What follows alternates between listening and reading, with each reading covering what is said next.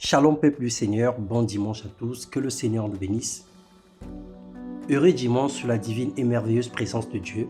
Sa main puissante nous touche et il nous qualifie parmi les finalistes d'une vie nouvelle parce que plusieurs sont morts, plusieurs sont dans les comas, plusieurs sont dans les situations que nous ne pouvons même pas mentionner et par sa grâce nous sommes vivants. Soyez bénis au nom de Jésus, bienvenue dans ce podcast.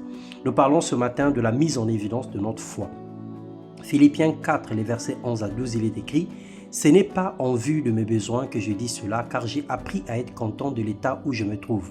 Je sais vivre dans l'humiliation et je sais vivre dans l'abondance. En tout et partout, j'ai appris à être rassasié et à avoir faim, à avoir de l'abondance et à être dans la disette. » Frères et sœurs, il est facile de dire aux autres ce que Dieu est capable de faire. Il est naturellement possible de raconter les actes des apôtres et de fortifier les personnes affligées, c'est normal. Cette capacité nous vient de Dieu selon qu'il est écrit dans Ésaïe 61, le verset 1. « L'Esprit du Seigneur l'Éternel est sur moi, car l'Éternel m'a oint pour porter des bonnes nouvelles aux malheureux. Il m'a envoyé pour guérir ceux qui ont le cœur brisé, pour proclamer aux captifs la liberté et aux prisonniers la délivrance. » Fort de cette parole ou de cette écriture, nous avons la capacité de faire du bien et de reproduire ce que le Seigneur a investi à l'intérieur de nous. Mais en effet, la vie chrétienne a un sens lorsque nous sommes capables, pas seulement d'être des phares devant les gens, mais d'être surtout avant tout des lampes pour nous-mêmes et pour nos familles. D'être capables de vivre des choses et d'en témoigner.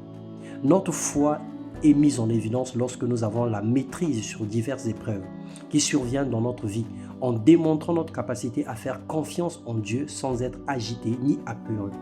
Il est prouvé lorsque nous savons rendre grâce à Dieu dans toutes les situations et même dans les situations les plus difficiles, notre foi, elle est éprouvée. Romains 8, le verset 28, nous savons du reste que toute chose concourt au bien de ceux qui aiment Dieu, de ceux qui sont appelés selon ses desseins. Accepte de porter ta croix, bénis Dieu en toutes choses, marche en vainqueur et respire la puissance. N'offre pas tes larmes au diable dans la tristesse, mais plutôt ta louange dans la douleur.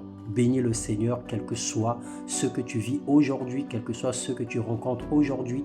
Marche avec le Seigneur et témoigne la grâce de Dieu dans ta vie, dans le nom puissant de Jésus-Christ. Amen. Soyez bénis.